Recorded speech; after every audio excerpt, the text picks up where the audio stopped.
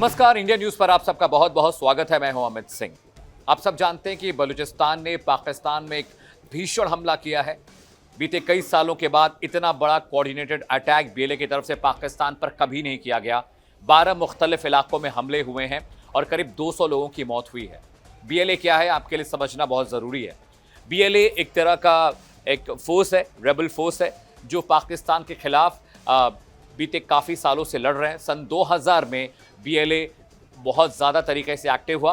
1970 के दशक से बीएलए का निर्माण हुआ है, इसका फॉर्मेशन हुआ है। अमेरिका और यूरोप और ब्रिटेन के तमाम जो मुल्क है दुनिया भर के, उन्होंने इन्हें आतंकवादी संगठन घोषित कर रखा है। बलूचिस्तान पाकिस्तान का सबसे बड़ा प्रोविंस है। करीब करीब 70 से 80% जो इलाका है पाकिस्तान का, वो बलूचिस्तान में आता है। बड़ी खबर यह है कि बीएलए पिछले कई सालों से लगातार पाकिस्तान पर हमले कर रहे हैं।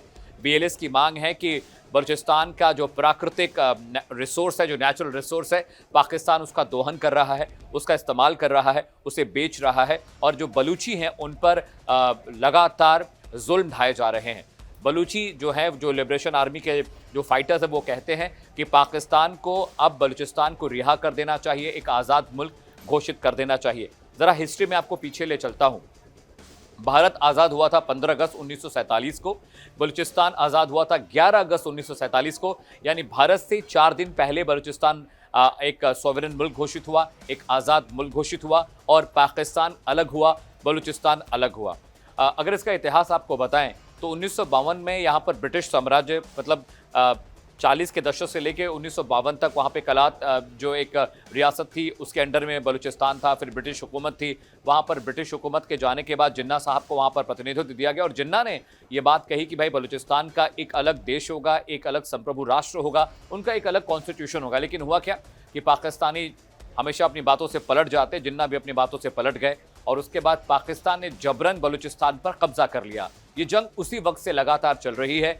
जो बलूचिस्तान लिबरेशन आर्मी, यानी जो बीएलए के फाइटर्स हैं, वो लगातार पाकिस्तान के खिलाफ लड़ाई लड़ रहे हैं और पाकिस्तान बार बार भारत पर यह आरोप लगाता है कि बीएलए को जो फंडिंग है, उनके जो हथियार हैं, वो सब भारत फंड कर रहा है। हालांकि भारत ने इस पर अपना खंडन भी जताया है। मिनिस्टर ऑफ एक्सटर्नल अफेयर्स ने इस बारे में बातचीत की। उन्होंने कहा कि ऐसा कुछ भी नहीं, पाकिस्तान अपनी नाकामी को छिपाने के लिए भारत पर तोहमत गढ़ रहा है। मैं आपको बताऊं कि लिबरेशन आर्मी बीएलए 1970 के दशक में इनका फॉर्मेशन हुआ था।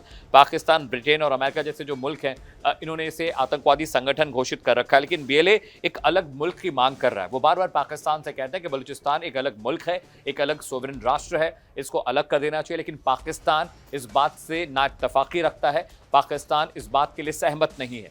अब मैं आपको वजह बताता हूं कि क्यों पाकिस्तान बलूचिस्तान को एक अलग संप्रभु राष्ट्र बनने नहीं देना चाहता। उसके पीछे की वजह आपको बता रहे हैं। कुल 5 वजह हैं जो मैं आपको समझाऊंगा। पहली बड़ी वजह यह है कि अफगानिस्तान में नेचुरल रिसोर्सेज बहुत बड़े पैमाने पर है। वहाँ यूरेनियम होने का इम्कान है, अंदाज़ा है। इसके अलावा वहाँ पर शेल गैसेज होने का अंदाज़ा है। बॉक्साइट और ये जो ओर्स हैं, जो एल्युमिनियम ओर है, वहाँ पर होने का अंदाज़ा है। कॉपर, एल्यूमिनियम, इसके अलावा जो और भी प्रेशियस मेटल्स है वहाँ की ज़मीन में हो सकते हैं। वहाँ पर बहुत सारे ऐसे खनिज, ऐसे मिनरल्स हैं जिन्हें हम रेयर अर्थ मेटल्स कहते हैं, वो भी वहाँ पर पाए जाते हैं। इसके अलावा वहाँ पर क्रूड का भंडार होने का पूरा अंदेशा है वहाँ के लोगों को। इसके अलावा वहाँ पर प्रेशियस मेटल जिन्हें हम बहुत इस्तेमाल करते हैं, यानी डायमंड, पुखराज, इसके अलावा सफ़ायर वहाँ बहुत बड़े पैमाने पर पाया जाता है। तो इसके अलावा वहाँ पर अगर आप बलूचिस्तान का मैप देखें, पाकिस्तान का मैप देखें, तो एक तरफ भारत है ईस्टर्न पार्ट में, वेस्टर्न जो साउदर्न पार्ट है वहाँ पर अफगानिस्तान का बॉर्डर लगता है और नीचे जो है वो अरेबियन सी है। यानी आप समझिए, जो ग्वादर पोर्ट की हम बात करते हैं, ग्वादर पोर्ट जो है वो बलूचिस्तान के कोस्टल इलाके में बिल्कुल नीचे की तरफ अरेबियन सी के पास है और चाइना ने वहाँ पर बहुत सारा इन्वेस्टमेंट कर रखा है। अब पाकिस्तान क्यों नहीं छोड़ना चाह रहा है, उसकी पहली वजह मैंने आपको बता दी। दूसरी वजह समझिए, सीपीईसी, चाइना पाकिस्तान इकोनॉमिक जो कॉरिडोर बन रहा है, वहाँ पर हज़ारों करोड़ रुपए चाइना ने लगाए हैं उस पूरे इलाके को डेवलप करने के लिए। और बलूची जो है इस बात का भी विरोध कर रहे हैं। जिस तरह का हमला बलूचियों ने किया है, पिछले 2 दिनों में 200 लोग मारे गए हैं, 12 मुख्तलिफ इलाकों में अटैक हुए हैं, जिसमें पाकिस्तानी रेंजर्स पर हमला हुआ है, फिदाइन अटैक हुआ है, वहाँ की पुलिस चौकियों, कोस्ट गार्ड के ऑफिसर्स पर, आर्मी का जो बेस कैंप है वहाँ पर हमले हुए हैं। तो इस वजह से लग रहा है कि जो बलूची से बहुत एग्रेसिव हैं। आप पुरानी तस्वीरें, पुराने वीडियोज़ देखिए जो वायरल हुए, जहाँ पर बलूचिस्तान आर्मी ने, बीएलए ने जो पाक रेंजर्स हैं उन पर बहुत सारे फिदाइन अटैक किए हैं, ड्रोन अटैक किए हैं, उन पर गुरिल्ला वॉरफेयर की टैक्टिक्स का इस्तेमाल करके बहुत बड़े पैमाने पर पाकिस्तानी जो सैनिक हैं उनको हलाक किया गया, उनको मारा गया। अब जो नया नैरेटिव ये है कि अमेरिका और चाइना बलूचिस्तान में बहुत बड़े पैमाने पर इन्वेस्टमेंट करना चाहते हैं, उसके एसेट का दोहन करना चाहते हैं, क्योंकि आपको पता है कि पाकिस्तान गले तक कर्ज में डूबा हुआ है और इस वजह से उसने चीन से बहुत बड़े पैमाने पर कर्ज ले रखा है और उसके बदले वो बलूचिस्तान के जो एसेट्स हैं, जो ज़मीनें हैं, वो चाइना को दे रहा है और चाइना वहाँ पर एक इकोनॉमिक कॉरिडोर बना रहा है। चाइना की मंशा क्या है ये समझिए। चाइना ग्वादर पोर्ट के जरिए अरेबियन सी में अपना एक्सेस चाहता है, क्योंकि उसको पता है कि अगर अरेबियन सी में उसका एक्सेस हो गया तो वो भारत के लिए बहुत बड़ा खतरा है और वो भारत के को जो समुद्री सीमा है उसको एक्सेस कर सकता है, उसके लिए बहुत एक्सेसिबल हो जाएगा।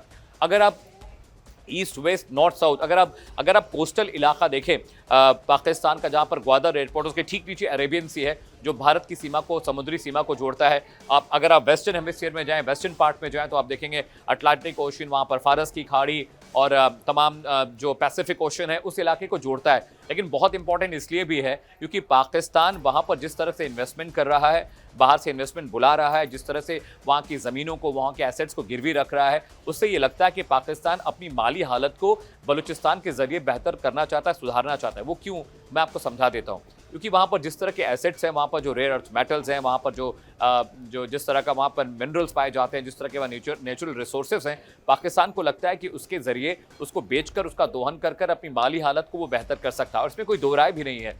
बलूचिस्तान इतना रिच है नेचुरली कि वहाँ पर जिस तरह के एसेट हैं, जिस तरह के मेटल है ज़मीन के भीतर और जिस तरह के केमिकल फॉर्मेशंस के वहाँ पर रॉक है, सेडिमेंट्री रॉक्स वहाँ पर हैं, बहुत सारे ऐसे मिनरल्स हैं जो बहुत रेयर अर्थ मेटल होते हैं जिनकी कीमत बहुत ज़्यादा है। वहाँ पर शेल गैस होने का भी अंदाज़ा लोगों ने लगाया, वहाँ पर क्रूड होने का अंदाज़ा लोगों ने लगाया, तो उसका इस्तेमाल करके पाकिस्तान अपनी माली हालत सुधारना चाहता है। लेकिन जो बलूचिस्तान BLAs ने जो अटैक किया है, ये अमेरिका और चाइना के लिए बहुत बड़ा सिग्नल है कि आप वहाँ पर जिस इकोनॉमिक कॉरिडोर को डेवलप कर रहे हैं, जिस तरह के इन्वेस्टमेंट का प्लान कर रहे हैं, जिस तरह के डेवलपमेंट का आप प्लान कर रहे हैं, वो आने वाले वक्त में बहुत मुश्किल हो जाएगा। क्योंकि जितने भी की एरियाज़ हैं वहाँ पर BLAs ने अटैक कर उन की एरियाज़ को बर्बाद कर दिया है। बहुत सारे आर्मी अफसरों को अगवा किया गया है, बहुत सारे पुलिस कर्मियों को अगवा किया गया है और BLAs बार बार कह रहे हैं कि हम तब तक नहीं रुकेंगे जब तक कि पाकिस्तान बलूचिस्तान को रिहा नहीं कर देता या उसकी सोवेनिटी, उसकी संप्रभुता को वापस नहीं कर देता। लेकिन एक बहुत इंपॉर्टेंट पार्ट ये भी है जो हमें और आपको समझने की बहुत बहुत ज़रूरत है।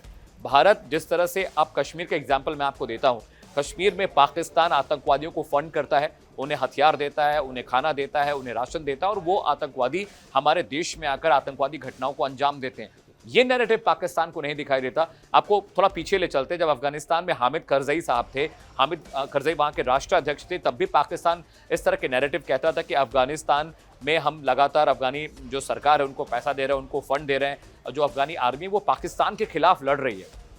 अब वहाँ पर तालिबानी रेजिम है, तालिबान के साथ भारत के रिश्ते अब धीरे धीरे बेहतर हो रहे हैं। आतंकवादी संगठन, भले तालिबान को बहुत सारे मुल्कों ने घोषित किया है, लेकिन वो बेसिक प्रैक्टिस पर वापस लौट रहे हैं, वो पॉलिटिकली एक्टिव हो रहे हैं, वो एक जो पॉलिटिकल रेजिम, जो पॉलिटिकल सिस्टम होता है, जो पॉलिटिकल फ्लो होता है, उस पर काम करने की वो लगातार कोशिश कर रहे हैं। और भारत सरकार ने भी वहाँ पर एक अपनी एम्बेसी, अपना दूतावास खोलने का प्लान किया है और ये चीज़ें बताती हैं कि हम तालिबान के साथ पीस चाहते हैं, वी वॉन्ट पीस विद तालिबानीज। और इसीलिए भारत सरकार लगातार ये कोशिशें करे कि अफगानिस्तान के साथ हमारे रिश्ते बेहतर हो, क्योंकि पाकिस्तान ये नहीं चाहेगा कि अफगानिस्तान के साथ भारत के ताल्लुकात अच्छे हों। आपको याद होगा बगराम एयरपोर्ट पर इंडियन एयरफोर्स के बहुत सारे फाइटर जेट वहाँ पर हैं, बहुत सारी इंस्टॉलेशन हमारी वहाँ पर है, बड़े पैमाने पर हमारी पीस फोर्सेस अफगानिस्तान में डिप्लॉयड है। तो पाकिस्तान ये नहीं चाहता और आपको याद होगा कि पाकिस्तान ने अफगानिस्तान के रेबल्स इलाके में बहुत बार एयर स्ट्राइक किए, जिसकी वजह से बहुत सारे पाकिस्तानी, बहुत सारे जो तालिबानी मारे गए, बहुत सारे तालिबानी रेजिम के नेता जो लीडर्स हैं वो हलाक हुए, वो मारे गए। तो पाकिस्तान दुनिया भर को अपना एक गुड फेस दिखाने की कोशिश ज़रूर करता है, लेकिन बलूचिस्तान में जो चीज़ें हो रही हैं उसे लगता है कि जो बलूची आर्मी है, जो BLAs हैं, जो बलूचिस्तान लिबरेशन आर्मी के लोग हैं, वो पाकिस्तान के साथ बेजा मुफ्तला हैं, शामिल हैं जंग में, क्योंकि BLAs मानने वाले नहीं हैं। पिछले 40-50 सालों से वो ये जंग लड़ रहे हैं। 1947 के बाद से लगातार रिहाई होने के बाद भी, आज़ादी मिलने के बाद भी, सॉवरेन राष्ट्र बनने के बाद भी अब वहाँ पर जो दिक्कतें हैं वो लगातार बढ़ती जा रही है और पाकिस्तान के लिए बहुत मुश्किल है, क्योंकि पाकिस्तान एक तरह से 3 फ्रंट वॉर में है। कैसे, मैं समझाता हूँ।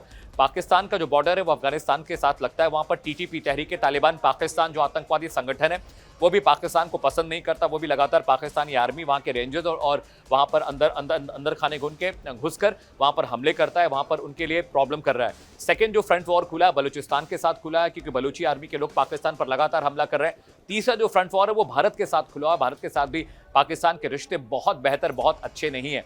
इसलिए पाकिस्तान की माली हालत ऐसी नहीं है कि वो 3 मुल्कों के साथ या तीन साइड से 3 फ्रंट वॉर में शामिल होने के बाद, मुफ्तला होने के बाद उसको फाइट कर सके, उसको रिटेलिएट कर सके। लेकिन भारत ने भी इस बात का खंडन किया और भारत भी पुरजोर तरीके से इस बात को बोल रहा है कि भाई अब बलूचिस्तान बीएलएस को हमारा कोई सपोर्ट नहीं है, हम ना उन्हें हथियार देते हैं, ना राशन देते हैं, ना पैसा देते हैं, और ना ही हम इस तरह के कम्युनिकेशन में इन्वॉल्व होंगे कि ये बीएलएस और पाकिस्तान का अंदरूनी मामला है। अब अफगानिस्तान को देख लीजिए, अफगानिस्तान में पाकिस्तान एक्सेस कर रहा है, चाइना एक्सेस कर रहा है, वहां पर ठीक है। लेकिन अगर हम बीएलएस को सपोर्ट करने लगेंगे तो पाकिस्तान को ये चीज नागवार गुजरेगी। लेकिन भारत के खिलाफ वो अफगानिस्तान को सपोर्ट करता है, उन्हें फाइटर जेट देने जा रहा है, वहां पर ड्रोन असेंबली चाइना लगाने के लिए जा रहा है। तो आप हमारे पड़ोसी मुल्क को मजबूत कर रहे हैं सिर्फ इसलिए क्योंकि आपको एक्सेस मिल जाए। अब समझिए कि चाइना, पाकिस्तान जो है बांग्लादेश के जरिए हमारे बहुत करीब आना चाहते हैं। ग्वादर पोर्ट में चाइना पहुंच चुका है, अरेबियन सी उसके लिए बिल्कुल एक्सेसिबल हो गया है। तो अब देखने वाली बात यह है कि भाई हमारे पड़ोसी मुल्कों को मजबूत कर आप तो हमारे पास आ रहे हैं, एक्सेस ले रहे हैं और हमारे लिए खतरा बन रहे हैं। लेकिन यही काम अगर भारत बीएलएस के लिए करे, बलूचिस्तान के लिए करे, तो आपको नागवार घुसता है, आपको बुरा लगता है कि हम क्यों उनके इंटरनल मैटर्स में बोल रहे हैं। लेकिन अभी जो जिस तरह का लिटरेचर वहां से बलूचिस्तान से आ रहा है, पाकिस्तान से आ रहा है, वो कमोबेश ये बात बताता है कि बीएलएस यानी बलूचिस्तान आर्मी और पाकिस्तान की जंग अभी और खतरनाक होने वाली है, और बड़ी होने वाली है, और आने वाले वक्त में ये पाकिस्तान के लिए बहुत मुश्किल खड़े कर देगा। मेरे साथ अभी के लिए फिलहाल इतना ही, लेकिन देश और दुनिया की तमाम बड़ी खबरों को देखने, पढ़ने, समझने के लिए आप इंडिया न्यूज़ को फॉलो करते रहिए। हमारे सोशल मीडिया साइट्स पर जाइए, इनखबर.com पर जाइए, वहाँ पर हम तमाम खबरों को विस्तार से बताते हैं। नमस्कार।